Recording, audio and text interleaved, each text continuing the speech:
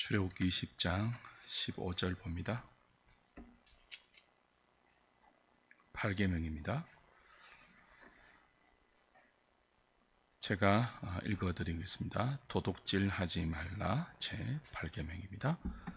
8계명 대오리 문답 두 번째 시간 142문 함께 공부하도록 하겠습니다.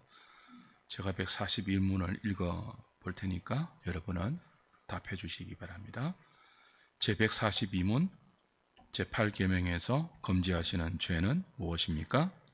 제8계명에서 금지하시는 죄는 해야 할 의무들을 소홀히 하는 것 외에 도둑질, 강도, 납치, 작물 취득, 사기거래, 무게와 치수를 속이는 것, 이웃의 경계표를 옮기는 것, 사람 사이의 계약이나 신탁에서 공정하지 않고 신실하지 않은 것, 학대, 착취, 고리대금, 뇌물수수, 상대를 괴롭히기 위한 소송, 부당하게 울타리를 치고 사람을 내쫓는 것, 가격을 올리기 위해 사재기하는 것, 불법적인 직업, 우리 이웃의 소유를 빼앗거나 주지 않게 하는, 또 우리를 더 부유하게 하는 부당하고 죄악된 모든 방법, 탐욕, 세상 재물을 지나치게 소중히 여기고 애착을 갖는 것, 세상 재물을 얻고 유지하고 사용하는 일에서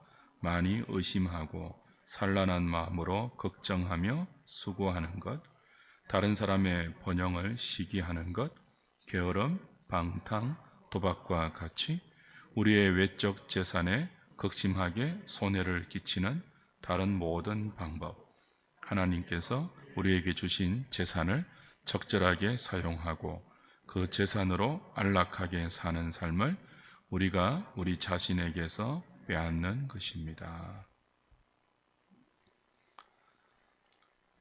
140문, 141문 141문이 8계명의 적극적인 요소이죠. 8계명을 통해서 하나님이 우리에게 요구하시는 의무들을 다루었다면 142문은 8계명을 통해서 금지하시는 죄가 무엇인지를 살피고 있습니다.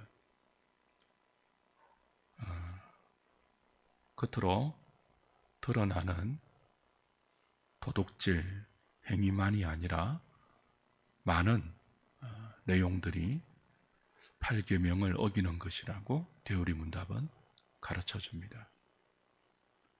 우리가 생각하는 것보다 하나님의 계명들은 훨씬 더 광범위하고 깊이가 있고 우리의 삶을 훨씬 더 거룩한 지점까지 요구하고 있습니다. 서기관과 바리새인들이 겉으로 문자적으로 계명을 지켰다고 자부했지만 예수님의 계명 해석과 또 신앙 선배들이 작성한 요리 문답들의 해석을 보면 그런 문자적인 율법 준수가 얼마나 눈먼 소경의 더듬음과 같은 것을 우리가 알 수 있죠. 굉장히 깊고 넓고 광범위하게 계명들을 해석해서 우리의 삶에 적용해 줍니다. 이런 계명들을 우리가 배울 때 그대로 살려고 노력하셔야 돼요. 은혜를 구하시면서. 그렇네 하고 넘어가면 아무런 거룩의 진전이 없겠죠. 오늘 이 도둑질하지 말라는 8계명을 통해서 하나님께서 우리에게 금지하시는 죄가 무엇인지를 살피겠습니다. 먼저 1번 보십시오. 앞서 141문에서 8계명을 통해서 하나님이 요구하는 적극적인 의무들이 있었지 않습니까? 그 내용도 굉장히 깊었죠. 그거를 마음에 담고 그 의무를 행하지 않고 그 의무들을 소홀히 여기는 것도 뭐예요? 8계명을 어기는 죄다. 그렇게 대우리 문답은 우리에게 포문을 열고 있습니다. 그러니까 아니라고 적당하게 살려는 우리의 모든 나태함을 처음부터 깨부수고 그런 무장해제를 시켜버리죠. 소홀히 여기는 것도 죄인 줄 아느냐라고 강하게 도전하십니다. 실제로 성경은 야고보서 2장 15절 16절에는 어려운 지체를 보고 말만 힘들죠 라고 하고 실제로 지갑을 열어서 돕지 않는 것을 죄라고 가르치지 않습니까? 그리고 요한 1서에서는요 어려운 형제를 보고도 도와줄 마음을 자기 속에서 자기가 스스로 억누르는 것도 하나님의 사랑이 그 속에 없는 죄다, 그렇게 가르치고 있습니다. 주신 십계명의 항목 하나의 본의를 살려놓고 우리의 삶에 적용할 때만 우리는 가난한 마음으로 주님을 찾습니다. 이 계명 앞에 우리의 부족함이 드러나고 죽고 우리의 게으름과 나태함과 형편없음이 드러날 때 살려주십시오 라고 주님을 찾지 않습니까? 율법이 왜 우리를 그리스도에게 인도하는 몽학 선생의 역할을 합니까? 율법 앞에서 좌절해야 돼요. 율법이 요구하는 적극적인 의무, 율법이 금지하는 부정적인 죄, 그 모두 앞에서 죽을 수밖에 없는 계명을 어기면 죽지 않습니까?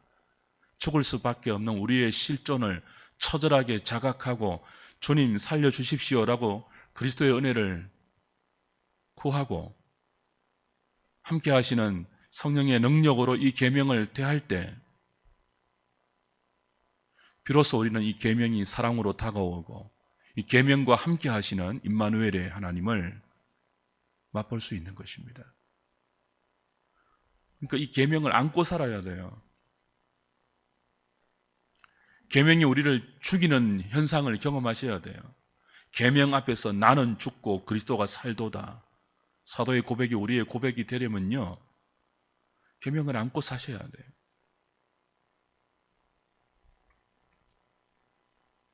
이번 보십시오. 타인의 재산에 직접적으로 손해를 끼치는 도둑질과 다른 사람의 재산을 강압적인 힘으로 빼앗는 강도 행위는 모두 직접적인 도둑질에 해당되죠. 8계명을 어기는 죄입니다. 그러나 간접적인 도둑, 간접적인 강도 행위가 더 많은 시대를 우리는 살고 있습니다. 얼마 전까지만 해도 우리 한국 사회는요,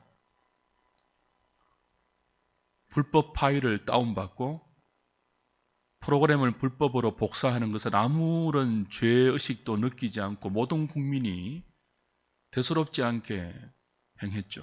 한 10여 년 전부터 그게 도둑질이라는 자각이 성도들 사이에 일어나기 시작했고, 또 사회에서도 지적 재산을 보호하는 법령이 강화되어서 이제는 그것들을 하지 않는 추세지만 아직도 엄밀하게 많은 사람들이 파일을 불법으로 다운받고 불법 프로그램들을 복사해서 사용함으로 간접적인 강도 행위, 간접적인 도둑질 행위에 여전히 몸담고 있는 현실입니다.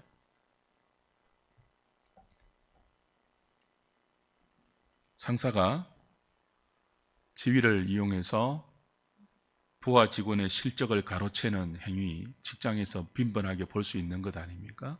학교에서는요, 교수들이 교수의 직위를 이용해서 조교들에게 연구 실적을 강탈하는, 논문을, 제자들이 쓴 논문을 교수 자기의 이름으로 올리는 강도 행위가 여전히 빈번합니다.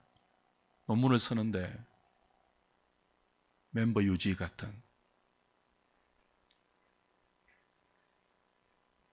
그 강도거든요. 인용 구절도 없고, 설교할 때도 설교자들이 표절 설교하고 공부와 기도와 노력은 하나도 하지 않고 남의 설교 그대로 뺏기는 것도 도둑질에 해당되는 거죠.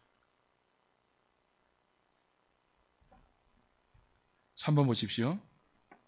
그 외에도 인신매매를 위한 납치, 이익을 위해서 다른 사람이 도둑질한 물건을 싸게 구입하는 작물 취득,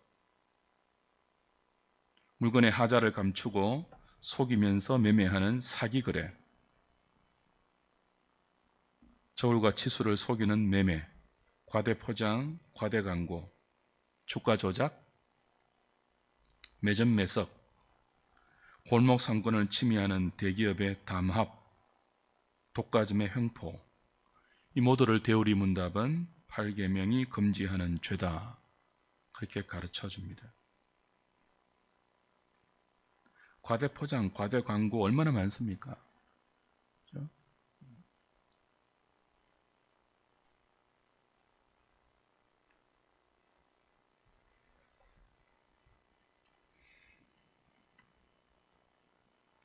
우리 모두 도둑놈인지 몰라요, 어쩌면.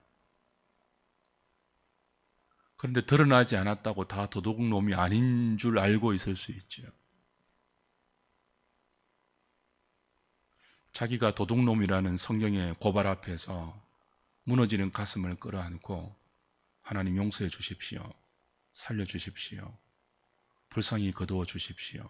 다시 기회를 주십시오. 그러는 사람하고 도둑질 해놓고도 뻔뻔하게 고개를 쳐들고 하나님 앞에서 자기 자신을 교만하게 내세우는 사람하고 비교가 되겠습니까? 은혜가 어디로 흘러갈까요? 그래서 계명의 본의를 자꾸 살려놓아야 합니다.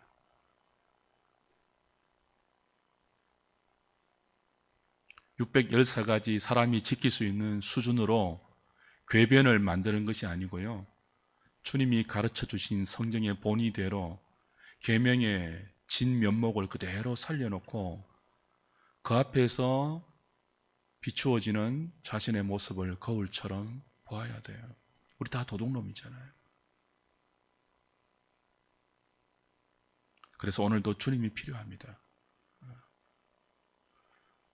우리를 용서하시고 회복시켜 주시는 주님의 손잡고 새롭게 기회를 주시는 생의 걸음걸음을 주님과 함께 걸어갈 때 이 도둑질에서 벗어나 우리 손으로 적극적으로 선한 일을 하고 구제하고 거룩함을 만들어내는 빛과 소금의 사명을 회복할 수 있는 거죠.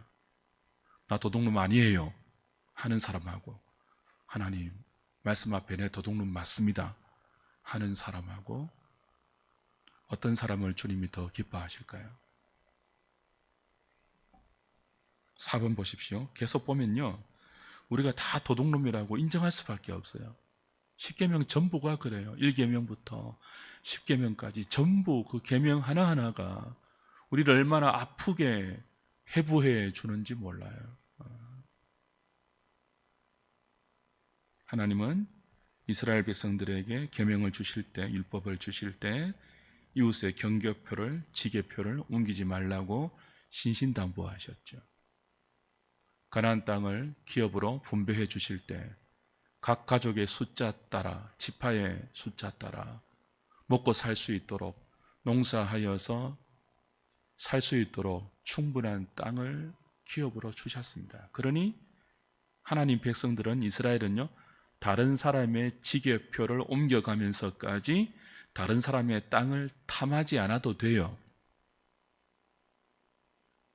땅의 주인이신 하나님이 그들의 기업이 되어주지 않습니까? 심지어 땅이 없는, 기업이 없는 레위인조차도, 제사장들조차도 하나님이 손수 기업이 되어주셔서 먹이고 살리니까 이스라엘 백성들은요, 다른 사람의 땅을 탐낼 필요도 없고 심지어 다른 사람의 땅의 경계표를 옮겨가서 자기 땅으로 영입할 필요도 없는 사람이잖아요. 그래서 그렇게 하지 말라라고 신신당부했거든요.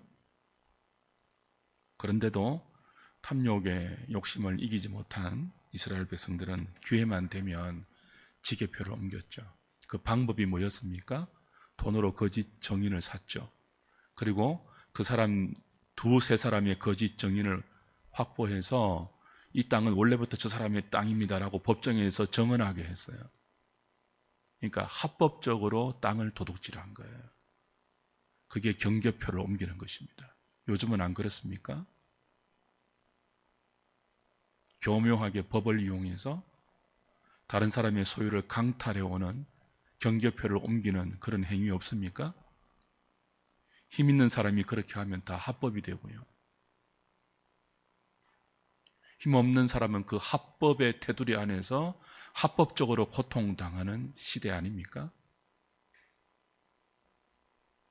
그런데도 그런 불의에 대해서 눈 감고 벙어리가 되어 계시겠습니까? 그런데도 정파나 정권의 이념에 따라서 어떤 때는 말하고 어떤 때는 입을 닫겠습니까?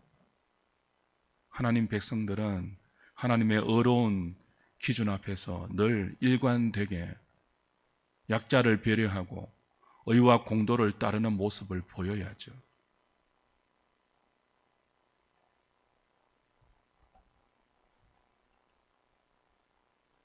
합법적인 형태를 띈다고 해도 나의 그 합법적인 행태를 통해서 내가 부를 정식시키는 동시에 다른 사람이 합법의 테두리 안에서 소중한 재산을 빼앗기고 힘없고 가난한 자리로 떨어지는 일이 생긴다면 그 합법을 가장한 내 재산 정식을 포기하는 것이 주의 백성들이에요. 그러니까 여러분은 함부로 경매시장 뭐 이런 데 눈 돌리지 마세요. 제가 이런 설교하고 이렇게 가르치니까 교회를 떠나는 사람이 있더라고요. 부동산 투기하는 사람들. 떠나도 좋아요. 그런 사람들은. 투기하지 말라고 가르치는 목사가 잘못된 것입니까?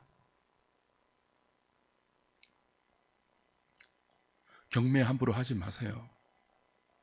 경매하려면요, 그 세입자들의 손에 다 감당할 자신이 있으면 하세요. 그렇잖아요. 새 들어 사는 사람이 건물주가 부도가 나서 그 건물 자체가 경매로 넘어갔을 때 좋은 기회다, 시세 차익을 남길 수 있는 좋은 기회다 하고 수많은 부동산 전문가들이 그 물건에 달려들겠죠. 그럼 합법적으로는요, 집달리 붙여서 이사비 얼마 정도 주면 누구도 욕하지 않아요. 근데 모르고 그 건물에 세입 들어간 세입자들, 합법적으로 자신의 권리를 보장받지 못하는 약한 자들, 이사비 몇백만 원 달랑 받고 쫓겨나야 하는 약자들, 그 사람들을 그렇게 내쫓고 경매로 합법적으로 취득한 새로운 건물의 시세 차익을 엄청나게 챙기면 그게 하나님의 은혜입니까?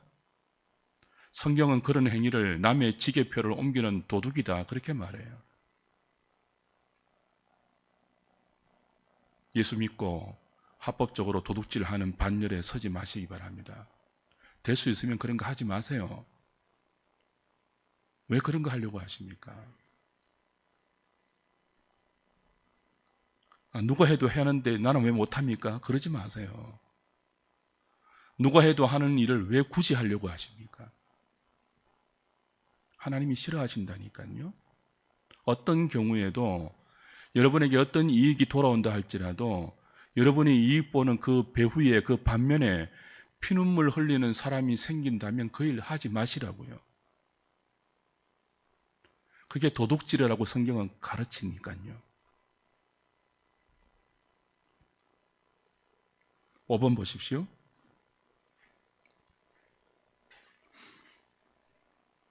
같이 읽겠습니다. 시작. 다른 사람의 무지를 악용해서 자신의 이익을 높이고 상대방의 이익을 낮추는 것은 사람들 사이에 맺어진 계약이나 신탁에 있어서 부정과 불성실함에 해당하고 힘을 가진 자가 약한 자들에게 강제로 억누르거나 그들이 권리를 빼앗은 것은 억압과 강탈에 해당되는 죄입니다. 예를 들면 건물주가 세입자에게 지나치게 많은 임대료를 요구하는 것은 가난한 사람들을 억압하고 그들의 정당한 노동의 이익을 강탈하는 행위가 될 수 있습니다. 그렇죠? 계약이나 신탁에 있어서 부정과 불성실함에 해당되는 것들이 모르는 사람들의 무지를 이용해서 한쪽만 유리한 계약을 작성하는 거예요. 한 5, 6년 전입니다. 연말에 제가 매일 한 주간 기도하러 기도원에 가지 않습니까? 저녁을 먹고 이제 잠시 쉬는 시간에 방에 여러 목사님들이 모였어요.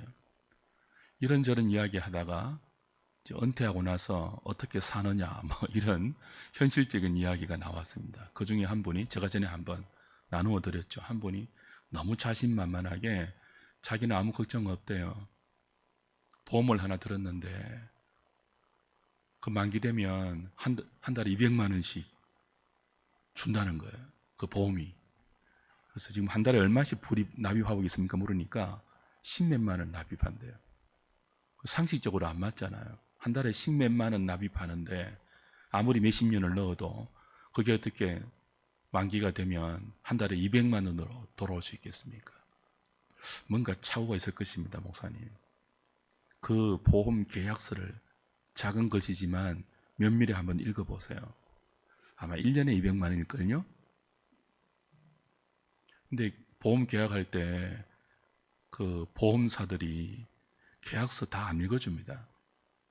그냥 200만 원 줍니다라고 해요. 말은 맞잖아요. 근데 뭘 빠뜨린 거예요? 1년에 200만 원. 그걸 이 순진한 목사님이 한 달에 200만 원으로 들은 거예요. 그럼 몇 년을 노후를 안심하지 않고 사시는 거예요. 저한테 이제 충격적인 벼락과 같은 이야기를 듣고 그 즉시 전화를 했죠. 그 보험을 팔았던 자기 교회 집사님에게 전화를 해서 물어보니 제 말이 사실이거든요.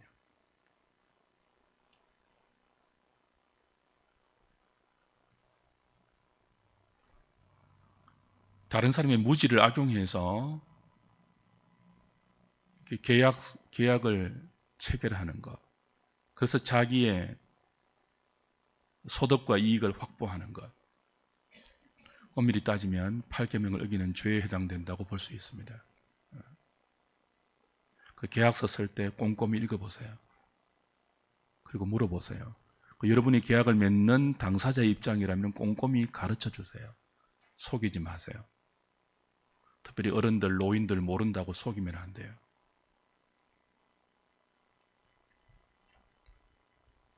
힘을 가진 자가 약한 자들에게 강제로 억누르거나 그들의 권리를 빼앗는 것은 억압과 강탈에 해당하는 죄라고 대요리 문답은 가르칩니다. 이 대요리 문답을 해석할 때 많은 믿음의 선진들이 요즘에 이 건물 임대료에 해당하는 항목들을 꼭 구체적으로 나열하고 있습니다. 그러니까 건물주가 임대료를 지나치게 높게 책정하면 그 건물의 세를 들어 입주한 사람들이 힘들게 노동하고 한 달 내내 성실하게 일을 해도 그렇게 얻은 모든 소득의 대가를 거의 건물 임대료로 다 주면은 그게 도둑이라는 거예요. 수긍하기 힘든 높은 임대료.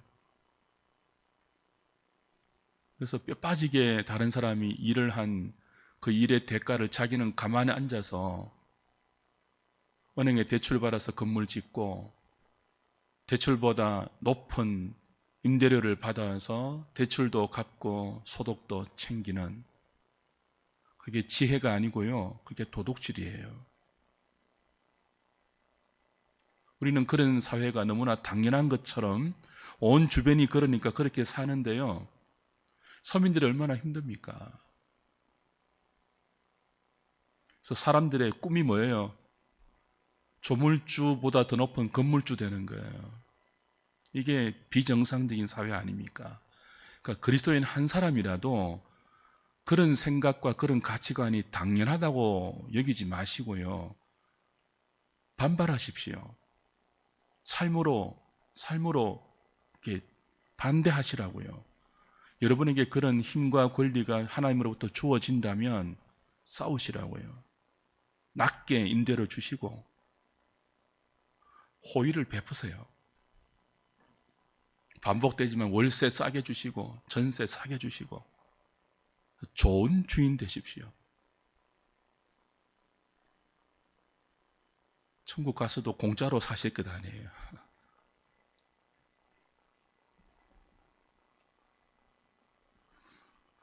6번입니다.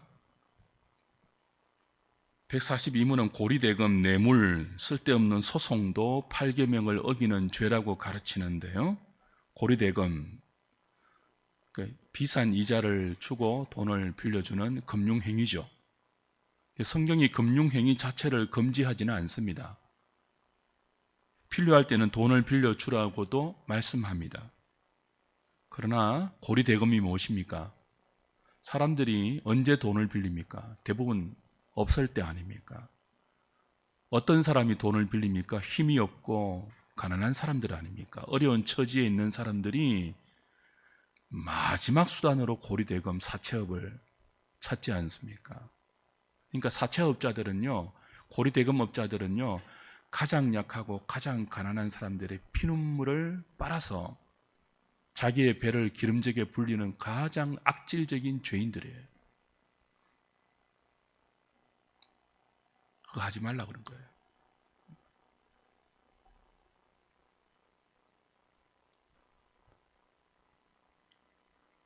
요즘 은행들도 고리대금은 아니지만 하는 짓들 보면 원래 은행, 보험 뭐 이런 것은요, 청교도들이 개발했습니다.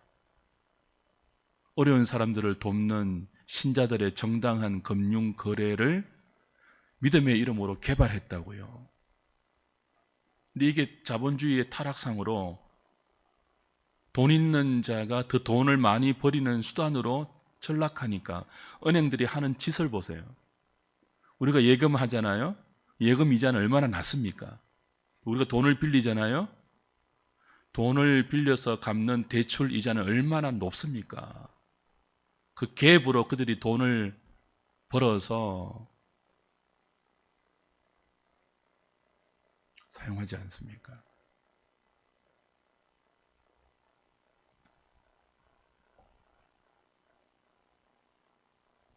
저는 그리스도인이 은행 사장 좀 되고 그런 사람 한두 명 나오면 좋겠어요. 그래서 뭐 0.2% 대출 이자 이런 거 하고, 그렇죠?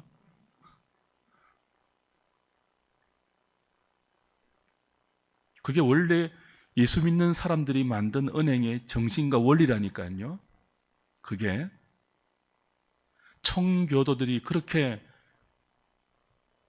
보험업을 했다니까요.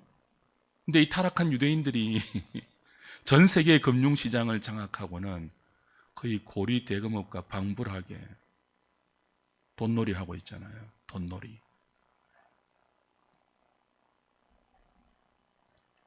소설을 보면요, 소설에 나오는 등장인물들 가운데 가장 악질적인 인물 중에 하나가 뭐예요? 고리 대금업자예요. 사채업자들이에요. 그거 하지 마라라고 142문은 분명히 가르치고 있습니다. 또 하나 고리대금과 방불한 죄, 뇌물입니다. 뇌물.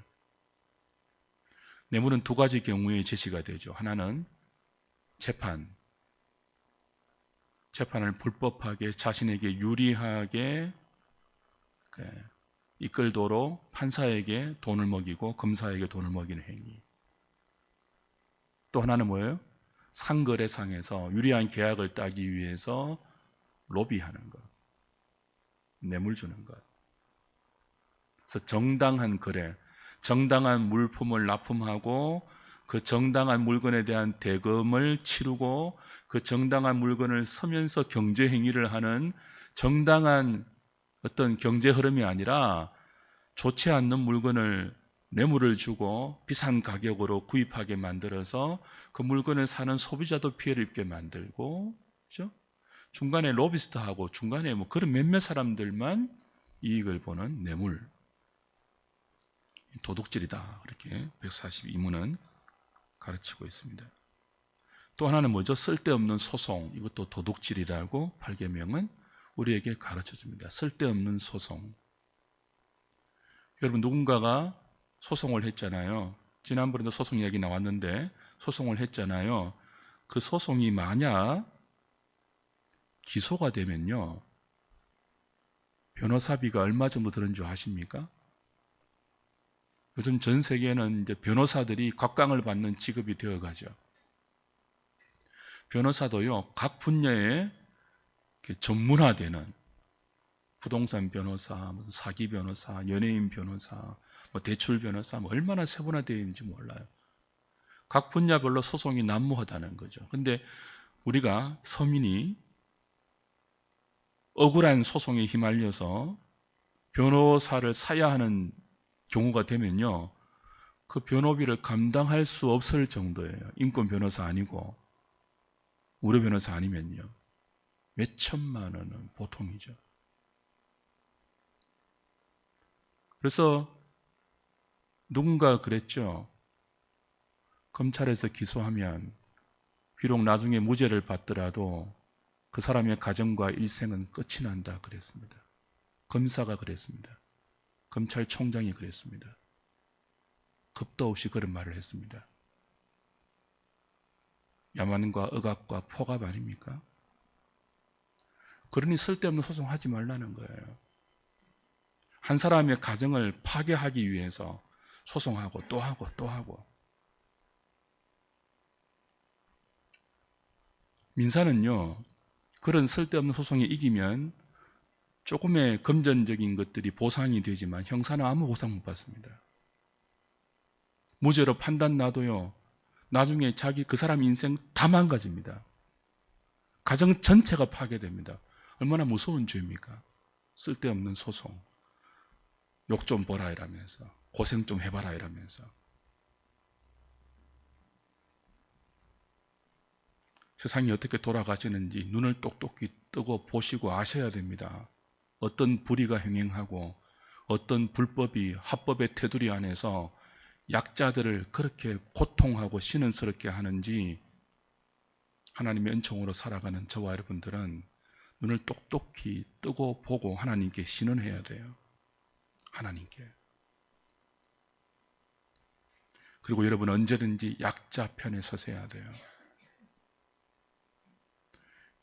약자가요, 세상이 아무도 자기를 도와주지 않는다고 느낄 때 예수 믿는 한 사람이 그 사람 편을 들고 물질적이고 금전적인 도움을 안 줘도 심정적으로 그 사람 편 들어주고 위해주고 얼마나 큰 힘이 되고 위로가 되는 줄 아십니까?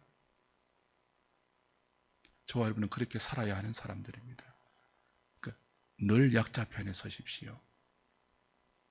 강자에게 약하고 약자에게 강하지 마시고요, 강자에게 강하고 약자에게 약해지십시오. 그게 온종일 손을 벌려서 우리를 안아주시는 하나님의 사랑과 자비를 경험한 그리스도인이 살아가는 삶의 자세이고 모습입니다. 7번입니다. 추방, 사재기 뭐 이런 것도 8계명을 어기는 죄라고 대의문답은 가르쳐줍니다. 지금은 뭐 그런 일 많이 없지만 예전만 해도 신도시 건설을 위해서 혹은 재개발을 할 때 갈 곳 없는 사람들을 대책도 없이 부당하게 추방하는 행위들이 종종 있었죠. 그래서 나가지 않으려는 사람들 막 용역들, 좋은 말이 용역이죠. 나쁜 말로 깡패들 동원해서 막 강제로 몰아내고 그런 것들 영화로 많이 보지 않았습니까? 그거 도둑질이래요. 추방하는 것, 대책 없는 사람들, 힘없는 약자들을 어떤 특정한 사람들의 이익을 위해서 몰아내는 것.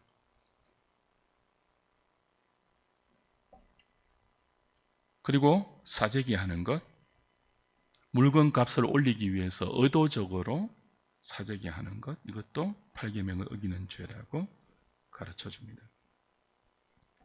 8번입니다. 도둑질 하지 않고 또 더 적극적으로 선을 행하는 8계명을 우리가 지키려면 탐심을 조심하고 재물을 사랑하고 소중하게 여기는 것, 지나치게 소중하게 여기는 마음들을 물리치라고 합니다.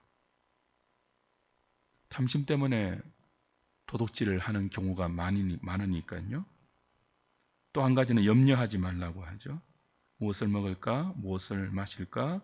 무엇을 입을까? 지나치게 염려하면 지금보다 더 많이 쌓아두어서 그 염려를 극복하려는 유혹을 받게 됩니다. 염려 극복은 쌓아두는 게 아닌데, 그죠? 쌓아두면 염려가 없어질까 속아서 창고를 더 크게 확장하고 자꾸만 쌓아두려고 하죠. 그러면서 도둑질 하지 말라는 8계명이 적극적으로 우리에게 요구하는 네 손으로 수고하여 선한 일을 하라, 구제하라 하는 계명의 요구를 소홀히 하게 되는 거죠.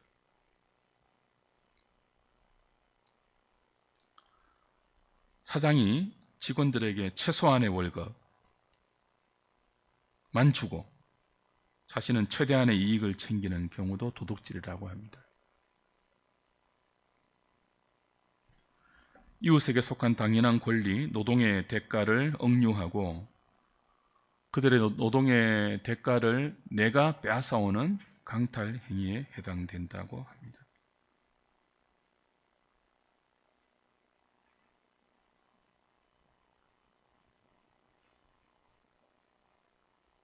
그리스도인들은요, 그런 법 반대하면 안 돼요.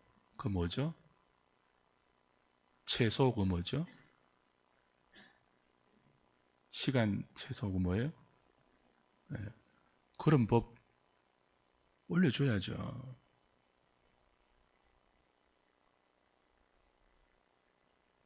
우리가 약한 자 편에 서라고 했잖아요. 최저시급제 올려야죠.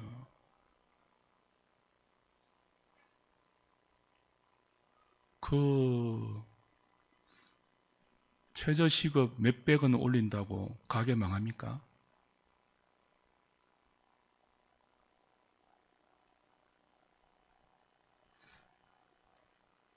물론 가게를 경영하는 사람의 고충이 크겠죠. 근데 서로서로 윈윈하고 어려운 사람들의 형편을 배려하고 동참하는 마음이 있다면 최저시급은 자꾸 올라가야 하는 것 아닙니까? 역지사지해야 되는 것 아닙니까? 최저시급을 낮추고 자신이 배불리는 거, 그건 올바른 정책과 올바른 제도가 아니잖아요. 최저시급을 올려주고 사람이 사람답게 노동하고 그 노동의 대가라도 충분히 살 수 있는 인간다운 삶을 서로 보장해 주는 것, 그게 공의로운 사회 아닙니까? 왜 그리스도인들이 그런 법을 반대해요? 교회에서 뭘 배웁니까? 공의를 배웁니까? 사랑을 배웁니까?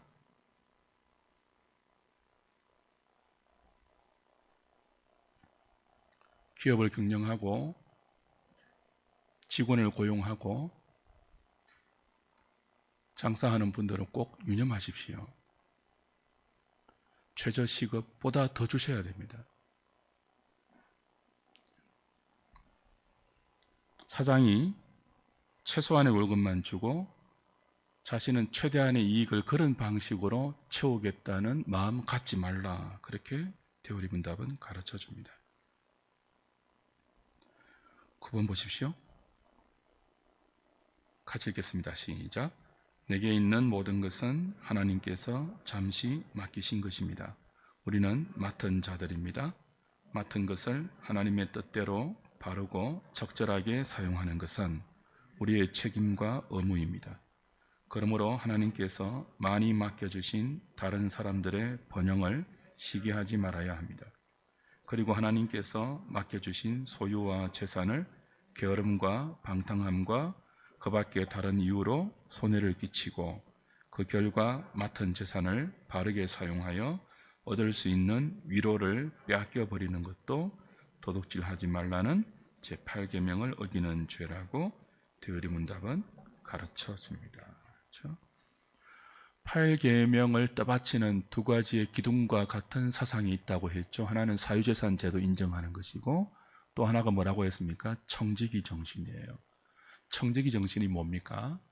모든 것이 하나님께로부터 허락되었고 그 모든 것이 잠시 나에게 맡겨진 것이기 때문에 맡겨주신 분의 뜻대로 선하게 사용한다는 정신이 청지기 정신이죠. 우리는 맡은 자들입니다. 하나님의 뜻대로 우리의 건강, 시간, 재산, 생명을 유익하고 선하고 아름답게 사용할 책임과 의무가 그리스도인에게는 있습니다.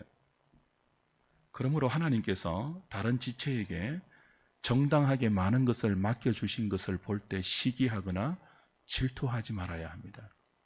그 사람이 정당하게 잘 사용할 수 있도록 맡겨주신 거예요. 그 시기하지 말고 작게 맡겨졌던 어떻든 나에게 맡겨진 것을 잘 사용하는 것이 중요해요. 게으름으로, 방탕함으로 하나님이 내게 맡겨주신 소유를 잃어버리고 손해를 보고 있다면 남의 물건을 빼앗아 오진 않았지만 하나님이 내게 맡겨주신 소유를 빼앗긴 도둑질에 해당된다고 대의문답은 가르칩니다. 방탕함, 게으름, 도둑질이래요. 왜냐하면 그 방탕하지 않고 게으르지 않고 정당하고 성실하게 하나님 맡겨주신 나의 소유를 아름답게 사용해서 누릴 수 있는 기쁨을 스스로 빼앗아가는 거거든요. 도둑질은 빼앗는 것이잖아요. 하나님이 내게 소유와 재산과 생명을 맡겨주셨습니다. 그걸 바르게 사용해서 기쁨을 누리라고 맡겨주셨어요. 그걸 방탕함과 사치함으로 누리지 못하고 오히려 빼앗겨버린다면 하나님이 맡겨주신 것을 그 기쁨과 의미와 보람을 빼앗기고 있으므로 혹은 스스로 빼앗아가고 있으므로 도둑질이라는 거예요. 굉장히 8계명을 해석하는 대우리문답의 가르침은 광범위하고 넓고 깊고 높습니다. 그러니까 이런 대우리문답의 해석 앞에서 우리 자신을 세워보면 우린 다 누구라고요? 도둑놈들이에요. 하나님 앞에서. 그래서 또 은혜를 구해야죠. 용서해 주십시오. 살려주십시오. 내일부터 허락되는 새로운 한 주의 기회를 도둑질하고 살지 않도록 도와주십시오. 기도해야죠. 그렇게 살 수 있으면 좋겠습니다. 그리고 그렇게 살 때 우리를 도우시는, 우리를 넉넉하게 하시고 풍성하게 하시는 하나님의 부요한 생명을 맛보고 모든 것이 주께로부터 왔고 주께로 말미암고 주께로 돌아감입니다. 세세무궁토록 영광이 주님께만 있습니다. 라고 고백하고 노래하는 한 주가 되면 좋겠습니다. 찬송